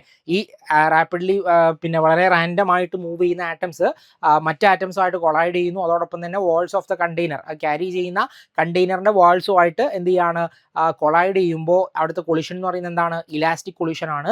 അങ്ങനെ കൊളിഷൻ നടക്കുന്നു, അവിടെ പ്രഷർ ഉണ്ടാവുന്നു, ദെൻ ഇവർ മൂവ് ചെയ്യുന്നതുകൊണ്ട് ടെമ്പറേച്ചർ ഉണ്ടാവുന്നു. ഇങ്ങനെയൊക്കെയാണ് നമ്മൾ പറഞ്ഞു വന്നിട്ടുണ്ടായിരുന്നത്. അപ്പോൾ ആ കാര്യങ്ങൾ എന്താണ്, ആറ്റംസ് ആണ് ആക്ച്വലി എന്തെന്ന് പറയുന്നത് ഇവിടെ ആ ഒരു റാപ്പിഡ്ലി മൂവിങ് പാർട്ടിക്കിൾസ് ആയിട്ട് നമ്മൾ കൺസിഡർ ചെയ്യുന്നത്. അടുത്തൊരു ക്വസ്റ്റ്യൻ നോക്കി, A real gas behaves like an ideal gas. ഞാൻ പറഞ്ഞു നമ്മൾ ഐഡിയൽ ഗ്യാസ് കൺസെപ്റ്റും അതോടൊപ്പം തന്നെ അതിൻ്റെ ഇക്വേഷനും കാര്യങ്ങളൊക്കെ പറയുമ്പോൾ തന്നെ നമ്മൾ പറഞ്ഞിരുന്നു, ഒരു റിയൽ ഗ്യാസ് എന്ന് പറയുന്നത് ഏത് കണ്ടീഷനിലാണ് ഐഡിയൽ ഗ്യാസ് ആയിട്ട് ആക്ട് ചെയ്യപ്പെടുന്നത് എന്നുള്ളതാണ്. നോക്കി, high pressure, high temperature, low pressure, low temperature, high pressure, low temperature, low pressure, high temperature. എന്താണ് നമ്മൾ പറഞ്ഞിട്ടുണ്ടായിരുന്നത്, ആൻസർ എന്താ വരിക, ആൻസർ ഡി ആണ് അല്ലേ, ലോ പ്രഷർ, ഹൈ ടെമ്പറേച്ചർ. എങ്ങനെയാണ് നമ്മൾ പറഞ്ഞിട്ടുണ്ടായിരുന്നത്, low pressure LP, then high temperature HT. Normally നമ്മൾ ഈ PSC ഒക്കെ പഠിക്കുന്ന B.Ed കഴിഞ്ഞ ആളുകൾ ഉണ്ടാവില്ലേ, അവർ പഠിക്കുന്ന LPST അല്ലേ, ലോവർ പ്രൈമറി സ്കൂൾ ടീച്ചർ എന്ന് പറയുന്ന പരീക്ഷ ഉണ്ടാവാറില്ലേ, അതിൽ ഈ S അങ്ങോട്ട് മാറ്റിയിട്ട് നമ്മൾ എന്ത് ചെയ്യുക, H അങ്ങോട്ട് കൊടുക്കുക. Okay, LPHT. Okay, low pressure, high temperature. ഓർത്തിരിക്കുക, മാറിപ്പോകും. കാരണം പരീക്ഷയുടെ അടുത്തേക്ക് എത്തുമ്പോൾ, പരീക്ഷയിലേക്ക് വരുമ്പോൾ സ്വാഭാവികമായിട്ട് തെറ്റിപ്പോകാൻ സാധ്യത കൂടുതലാണ്. അറിയാം ടെമ്പറേച്ചറും പ്രഷറും ആണെന്ന് അറിയാം. ടെമ്പറേച്ചർ ആണോ കൂടുതൽ, പ്രഷർ ആണോ കൂടുതൽ എന്നുള്ള കൺഫ്യൂഷൻ വരും. അപ്പോൾ ഈ കോഡ് ഓർത്താൽ മതി. LPHT, low pressure high temperature. Low pressure high temperature. Okay, low pressure high temperature ആണ് എന്ത്, ഒരു റിയൽ ഗ്യാസ് എന്തായിട്ട് ആക്ട് ചെയ്യുന്നത്, ഐഡിയൽ ഗ്യാസ് ആയിട്ട് ആക്ട് ചെയ്യുന്ന കണ്ടീഷൻ വരുന്നത് ലോ പ്രഷർ ഹൈ ടെമ്പറേച്ചർ എന്ന് പറയുന്ന ആ ഒരു കണ്ടീഷനിലാണ് എന്ന കാര്യം ഓർത്തിരിക്കുക. അടുത്ത ക്വസ്റ്റ്യനിലേക്ക് പോകാം നമുക്ക്. അടുത്ത ക്വസ്റ്റ്യൻ എന്താ? അടുത്ത question, the equation of state for 5 gram of oxygen at a pressure P and temperature T when occupy a volume V will be. R is the gas constant. എന്താണ് equation of a state of 5 gram of oxygen at a pressure P and temperature T. അപ്പോൾ ഇവിടെ P തന്നിട്ടുണ്ട്, pressure P ആണ്, അതോടൊപ്പം തന്നെ temperature T ആണ്. ഓക്സിജൻ്റെ amount തന്നിട്ടുണ്ട്, എത്രയാണ്? 5 gram ഓക്സിജൻ ആണ് തന്നിട്ടുണ്ട് അല്ലേ, 5 gram ഓക്സിജൻ ആണ് തന്നിട്ടുണ്ട്. അങ്ങനെയാണെങ്കിൽ അതിൻ്റെ ഇക്വേഷൻ ഓഫ് സ്റ്റേറ്റ് എന്താണ് എന്നതാ ചോദ്യം. ഇക്വേഷൻ ഓഫ് സ്റ്റേറ്റ് എന്താണെന്നാ ചോദ്യം. അപ്പോൾ നമുക്ക് എന്താ അറിയാം, ഇക്വേഷൻ ഓഫ് സ്റ്റേറ്റ് എങ്ങനെയാണ്? PV = nRT എന്നുള്ളതാണുള്ള ഇക്വേഷൻ. ഇവിടെ നോക്കിയേ, PV = nRT എന്ന് പറയുന്നത് എന്തെങ്കിലും ഉണ്ടോ? RT ഉണ്ട്, ബട്ട് 5/32, 5/2, 5/16. അപ്പോൾ എങ്ങനെയാണ് നമ്മൾ എഴുതുക? നമ്മളിങ്ങനെ എഴുതാം, നമുക്ക് n ഇവിടെ കണ്ടുപിടിക്കണം. n എങ്ങനെ കണ്ടുപിടിക്കാൻ പറ്റും? ഇവിടെ തന്നിട്ടുള്ള മാസ് എത്രയാണ്? 5 gram ഡിവൈഡഡ് ബൈ ഓക്സിജൻ അല്ലേ, അതിൻ്റെ മോളിക്കുലർ മാസ് എത്രയാ? 32 അല്ലേ. 5/32 ചെയ്ത് കഴിഞ്ഞാൽ നമുക്ക് എന്ത് കിട്ടും? നമ്പർ ഓഫ് മോൾസ് കിട്ടും. എത്രയാണെന്നുള്ളത് 5/32. അപ്പോൾ എന്താ? PV = n കിട്ടി. n എത്രയാണ്? n = 5/32. ഓർത്തിരിക്കുക, n എങ്ങനെ കണ്ടുപിടിക്കാൻ പറ്റും? ഗിവൺ മാസ്, നമുക്ക് തന്നിട്ടുള്ള mass divided by molecular mass കേട്ടോ. Given mass divide by molecular mass ആണ് എന്തെന്ന് പറയുന്നത്? n എന്ന് പറയുന്നത്. അപ്പോൾ ഗിവൺ മാസ് എത്രയാ? 5 gram divide by molecular mass 32. 5/32 RT എന്നുള്ളതാണ് നമ്മുടെ ആൻസർ വരിക. ഓക്കെ, അപ്പോൾ ഓപ്ഷൻ എ അല്ലേ, 5/32 RT എന്നുള്ളതാണ് നമ്മുടെ ആൻസർ വരിക കേട്ടോ. ഓക്കെ, ക്ലിയർ അല്ലേ? അപ്പോൾ ഈ ഇക്വേഷൻ എഴുതി നോക്കണേ. n = given mass divided by molecular mass. Okay, given mass divide by molecular mass ആണ് എന്തെന്ന് പറയുന്നത്? n എന്ന് പറയുന്നത്. അപ്പോൾ 5/32 എന്ന് വരും. ഇവിടെ ഗിവൺ എത്രയാണ്? 5 gram ആണ്, ഓക്സിജൻ ആണ്, അപ്പോൾ 32 ആണ് അതിൻ്റെ മോളിക്കുലാർ മാസ് എന്ന് പറയുന്നത്. സോ 5/32 RT എന്ന് ഓപ്ഷൻ എ ആണ് നമ്മുടെ കറക്റ്റ് ആൻസർ ആയിട്ട് വരിക കേട്ടോ. അടുത്ത ക്വസ്റ്റ്യനിലേക്ക് പോയാലോ. Which one of the following is not an assumption of kinetic theory of gases? Kinetic തിയറിയുടെ അസംഷൻ അല്ലാത്തത് ഏത് എന്ന ചോദ്യം. ഓപ്ഷൻ നോക്കിയേ. The volume occupied by the molecule of the gas is negligible. The force of attraction between the molecule is negligible. The collision between the molecules are elastic. All molecules have the same speed. എന്താ വരുന്നത്? ഇത് force of attraction between the molecules negligible ആണ് നമ്മൾ പറഞ്ഞു അല്ലേ. അപ്പോൾ ഇത് kinetic തിയറിൻ്റെ statement ആണ്. കൊളിഷൻ എന്ന് പറയുന്നത് എന്താണ്? ഇലാസ്റ്റിക് കൊളിഷൻ ആണ്. അപ്പോൾ ഇതും നമ്മുടെ സ്റ്റേറ്റ്മെന്റ് ആണ്. അപ്പോൾ എയും ഡിയും ആണ് നമ്മൾ നോക്കേണ്ടത്. ഏതാ വരുന്നത്? വോളിയം എന്ന് പറയുന്നത് മോളിക്യൂൾസിന്റെ കേസിൽ നമുക്കറിയാം, ഗ്യാഷ്യസ് മോളിക്യൂൾസ് ഓക്യുപ്പൈ ചെയ്യപ്പെടുന്ന വോളിയം എന്ന് പറയുന്നത് വളരെ ചെറിയൊരു വോളിയം ആയിരിക്കത്തില്ലേ. അപ്പോൾ ഈ എയും ബിയും സിയും കറക്റ്റ് ആണ്. ഇതെന്താണ്? All molecules have the same speed എന്നുള്ളത് തെറ്റായിട്ടുള്ള സ്റ്റേറ്റ്മെന്റ് ആണ്. കാരണം എന്താ? സ്പീഡ് അല്ലെങ്കിൽ അതിൻ്റെ വെലോസിറ്റി എന്നൊക്കെ പറയുന്നത് എല്ലാവർക്കും ഒരേപോലുള്ള സ്പീഡ് ആയിരിക്കണമെന്നില്ല കേട്ടോ. സോ അത് എന്തല്ല, നമ്മളുടെ കൈനറ്റിക് തിയറിയുടെ അസംഷൻ ആയിട്ട് നമ്മൾ പറയുന്ന ഒരു കാര്യമല്ല. സോ ഡി ആണ് ഇവിടെ കറക്റ്റ് ആൻസർ ആയിട്ട് വരുന്നത്. അടുത്ത ക്വസ്റ്റ്യൻ നോക്കിയേ. Heat capacity per mole of വാട്ടറിന്റെ കേസിൽ ഹീറ്റ് കപ്പാസിറ്റി എന്താ നമ്മൾ പറഞ്ഞിരുന്നു അല്ലേ. ഹീറ്റ് കപ്പാസിറ്റി എത്രയാണ്? 9R, 5R, 3R, 6R, 3R. എന്താണ്? 9R അല്ലേ. 9R for water, 9R for water, 3R for solid. Okay, ഈ ഒരു കോഡും കൂടി ഒന്ന് പഠിച്ചിരിക്കുക. 9R വാട്ടർ, ദെൻ 3R സോളിഡിൻ്റെ കേസിൽ അവിടുത്തെ ഹീറ്റ് കപ്പാസിറ്റി 3R ആണ്, ദെൻ വാട്ടറിൻ്റെ കേസിൽ 9R ആണ് അതിൻ്റെ വാല്യൂ. അപ്പോൾ ഇതോടൊപ്പം തന്നെ നമ്മൾ എന്തുകൂടി പഠിച്ചിരിക്കണം? നമ്മൾ പറഞ്ഞിട്ടുള്ള mono atomic, diatomic, poly atomic, rigid, non rigid, ഈ കാര്യങ്ങളും കൃത്യമായിട്ട് അതിൽ ഒന്നുകിൽ നിങ്ങൾ എന്ത് ചെയ്യുക, മറ്റേ നമ്മളുടെ ഇൻറ്റേർണൽ എനർജിയുടെ വാല്യൂ പഠിക്കുക, അതല്ല എങ്കിൽ CV പഠിക്കുക. ഓക്കെ, അപ്പോൾ നമുക്ക് കണക്ട് ചെയ്ത് എഴുതാൻ പറ്റുള്ളൂ. അതുകൊണ്ടാണ് അങ്ങനെ കണക്ട് ചെയ്ത് എഴുതാൻ വേണ്ടിയിട്ടാണ് ഞാൻ ആ ഡെറിവേഷൻ മുഴുവൻ പറഞ്ഞു വന്നിട്ടുണ്ടായിരുന്നത്. അപ്പോൾ അതുകൂടി ഒന്ന് കൃത്യമായിട്ട് നിങ്ങൾ നോക്കുക കേട്ടോ. അപ്പോൾ ഇതാണ് നമ്മളുടെ 9R ആണ് ആൻസർ എന്ന് പറയുന്നത്. അപ്പോൾ ഇത്രയാണ് നമ്മളുടെ കൈനറ്റിക് തിയറിയുമായിട്ട് ബന്ധപ്പെട്ടുകൊണ്ട് പറയാനുള്ള കാര്യങ്ങൾ. അപ്പോൾ നമ്മളുടെ ഹീറ്റ് ആൻഡ് തെർമോഡൈനാമിക്സ് എന്ന് പറയുന്ന മൊഡ്യൂൾ ഇവിടെ അവസാനിച്ചിരിക്കുകയാണ്. ഇനി അതിലെ കുറച്ച് ന്യൂമറിക്കൽസ് കാര്യങ്ങളുണ്ട്, ഒരു 10-35ഓളം PYQs കാര്യങ്ങൾ, ന്യൂമറിക്കൽ, അതായത് പ്രോബ്ലം വൈസുള്ള ക്വസ്റ്റ്യൻ. മറ്റേത് ഡയറക്റ്റ് ക്വസ്റ്റ്യൻസ് ഒക്കെ നമുക്ക് ടാക്കിൾ ചെയ്യാനും എഴുതാനൊക്കെ പറ്റുമെന്നാണ് ഞാൻ വിശ്വസിക്കുന്നത്. അപ്പോൾ അതും നമ്മൾ ക്വസ്റ്റ്യൻ ഡിസ്കഷൻ സെഷനിൽ ഉൾപ്പെടുത്താം. 2-3 സീരീസുകൾ ക്വസ്റ്റ്യൻ ഡിസ്കഷൻ മാത്രമായിട്ട് നമ്മൾ ചെയ്തു പോകുന്നുണ്ട്. അപ്പോൾ ഇതാണ് നമ്മളുടെ നമ്മളുടെ മൊഡ്യൂൾ ഹീറ്റ് ആൻഡ് തെർമോഡൈനാമിക്സ് എന്ന് പറയുന്നത്. അപ്പോൾ ഇത് നന്നായിട്ട് പഠിക്കുക, സംശയങ്ങളുണ്ടെങ്കിൽ നിങ്ങൾ ചോദിക്കുക. അപ്പോൾ ഇത്രയൊക്കെയാണ് നമുക്ക് ഈ ഒരു മൊഡ്യൂളിൽ പറയാനുള്ളത്. കൃത്യമായിട്ട് മനസ്സിലായിട്ടുണ്ടാവുമെന്ന് വിശ്വസിക്കുകയാണ്. എന്തെങ്കിലും കമൻസ് കാര്യങ്ങളൊക്കെ ഉണ്ടെങ്കിൽ നിങ്ങൾ ഇതിൻ്റെ കോർഡിനേറ്ററുമായിട്ട് അറിയിക്കേണ്ടതാണ്. എന്തെങ്കിലും തരത്തിൽ ഇമ്പ്രൂവൈസ് ചെയ്യേണ്ടതുണ്ടോ, അല്ലെങ്കിൽ സ്പീഡ് കൂടുതലാണോ, സ്പീഡ് കുറയ്ക്കണോ, സ്പീഡ് കുറവാണോ എന്നുള്ളതൊക്കെ ഒന്ന് നിങ്ങൾ ഇതിൻ്റെ കോർഡിനേറ്ററുമായിട്ട് നിങ്ങളൊന്ന് കോൺടാക്ട് ചെയ്യുക കേട്ടോ. ഓക്കെ, അപ്പോൾ ഇത്രയാണ് നമ്മളുടെ ക്ലാസ് എന്ന് പറയുന്നത്. അപ്പോൾ തൽക്കാലം നമ്മൾ ഇന്നത്തെ സെഷൻ നമ്മൾ വൈൻഡപ്പ് ചെയ്യാണ്. ഓക്കെ, മറ്റൊരു സെഷനുമായിട്ട് വീണ്ടും കാണാം. താങ്ക്